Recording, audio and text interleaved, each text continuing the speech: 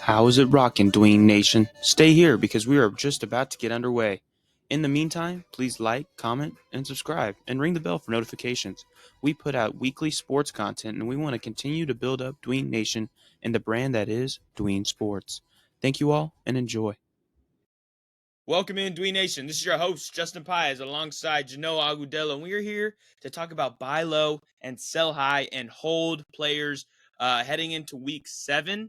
We're naming this segment "Pay Up or Cash Out," which means pay up, the guys you want to go and buy players on your team for your fantasy team, or people you need to cash out on and sell them as high as you possibly can. It's excited. It's our first time doing this episode, so we're excited to get into it. Before we do, how you doing, Genoa? Yo, Dewey Nation, it's good to be here, Justin. We are on the road to Week 7, so I'm excited to just get right into it. Seasons are in fantasy are kind of going down, might be going uphill, so now it's the time to start making some trades and kind of leading yourself to the fantasy playoffs. I completely agree, and this is prime trade time.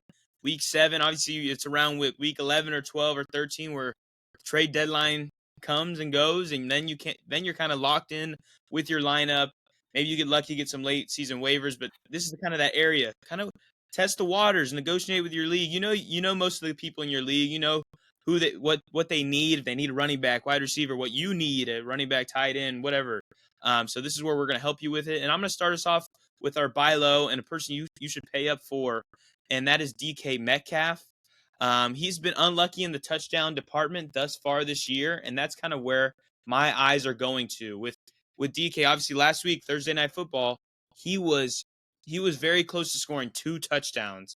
Obviously, he had one, and then there was another one where he's like an inch off of the line, but he's getting the targets. He's the clear alpha still on this team.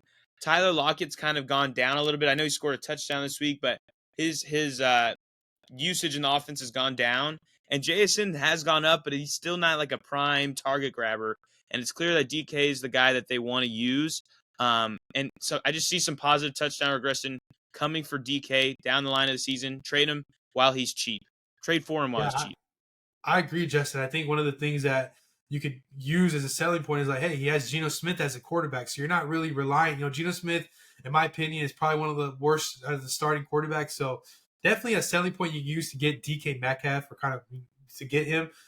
For me, I'm going to go with Chuba Hubbard to kind of buy low there.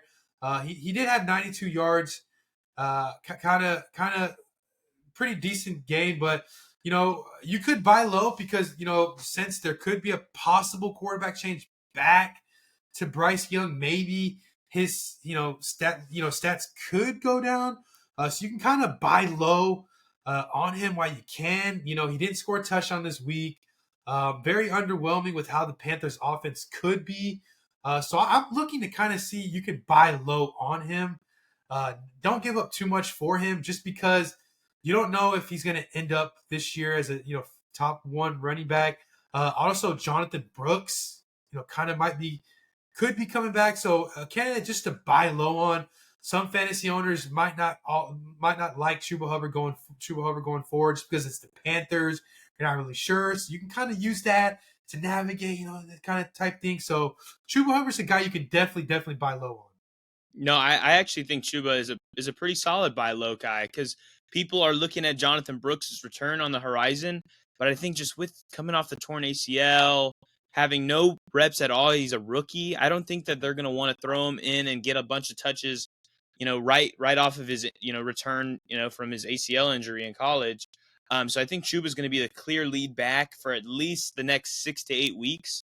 And people are thinking that his cap is in like 2 weeks. So I think you can trade for him on the low. He's literally averaging over 5 yards a carry. All season he's been balling. He's been really balling. He's in a contract year, so he's gonna still kind of be playing his heart out to get his opportunity. And he's been doing well with it. So I agree. He's a good buy low. A guy that you need to cash out on or sell high is Keenan Allen of the Chicago Bears. And it's kind of off of 1 week. Obviously, it was this week against the Jags. He put up 2 touchdowns. People might be thinking, "Oh, Keenan Allen's back." He's a couple weeks out of that injury, and Caleb Williams and this offense just destroyed the Jags, and they were scoring a lot. and Keenan Allen's back.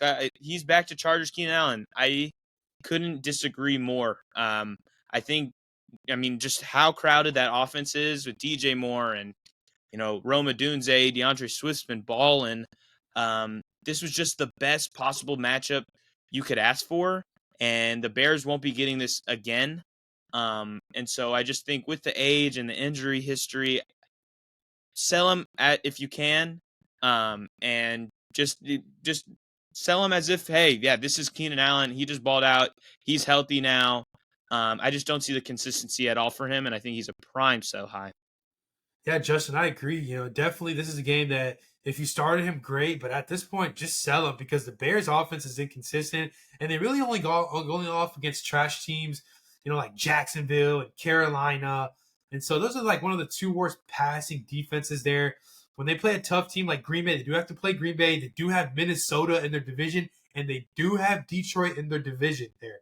So there might be some times where none of those the Chicago pass catchers besides DJ Moore gets catches. So definitely Keenan Allen's the guy that you can get away. Maybe get a pretty good running back. Maybe a good wide receiver there. For me, it's Drake London. It's a guy that I'm selling high as fast as I can. He's had some wide receiver one numbers, and maybe you can pull off a trade to get a guy like, I don't know, maybe like a Garrett Wilson, maybe like a guy you mentioned earlier, DK Metcalf. Maybe you can bundle in a trade and get like a Marvin Harrison and a pretty good running back for. Drake London's going to get that usage. So there's a chance you could also get a pretty good, high-end RB2 for him, Justin. So if you're struggling there with the RB2s there, maybe this is a guy that you can trade away and get like a 1 for 2. You give away him and you get 2 back there. And so I definitely like Drake London, a guy that you could bundle in, get a couple great players back, and kind of make your fantasy run to the championship. Interesting. I think that's an interesting one with Drake London. I think, he's been on fire, been the clear number one for Kirk Cousins. That's why I don't know. I feel like I'm kind of on the fence with that. I think that it can be sustainable, but also we've seen the inconsistencies for Drake London in his career.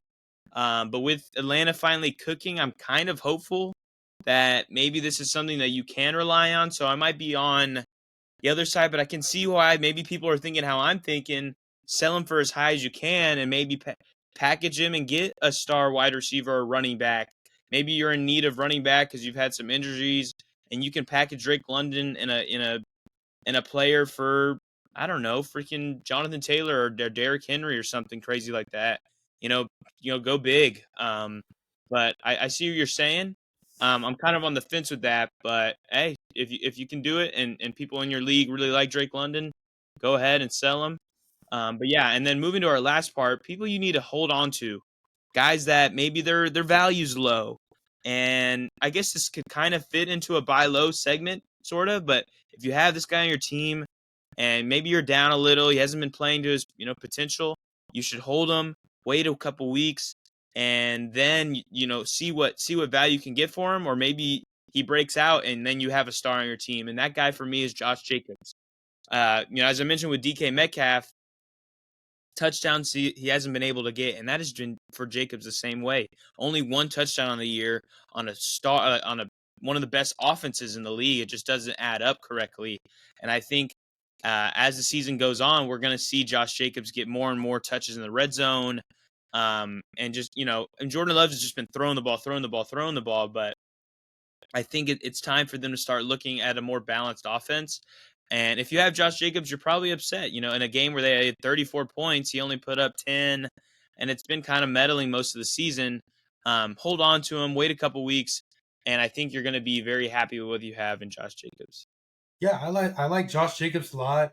I think he's going to be the guy they're going to start relying to towards the end of the season, giving him all those touches. Maybe they're trying to preserve him for their possible playoff run there in Green Bay. They are trying to make a run for that division, and so definitely a guy to hold on to. He is a pretty good running back, and he's very talented. For me and my player, I'm going to go with Chris Olave. Now he did go out late. And yesterday's game against the Buccaneers, he did go out late, and I think he has a concussion.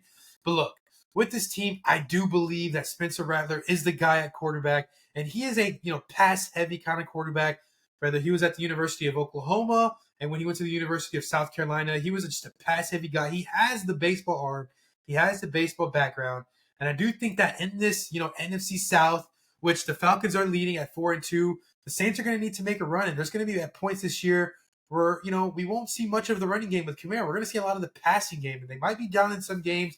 And, if obviously Olave might not play this Thursday night, so it's the guy to hold on to. He's going to get some rest. I think that, the following week's game at the Chargers, they might be down a ton since that Chargers defense is pretty tough.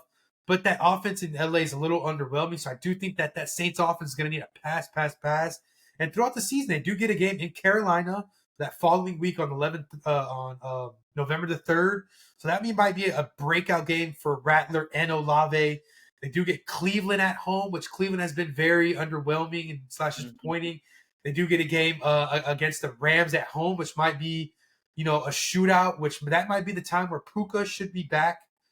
December, they do get a game in New York. They do get a game lining up at home with Jaden Daniels. So Olave is a guy to kind of hold on to all year. He could be a possible league winner just because they do have a guy in Rashid Shaheed who's pretty good. They do have Kamara. So that offense is balanced on all points of the field. And so I do like Rattler to kind of throw, outside of 40, 50 yards, going downfield.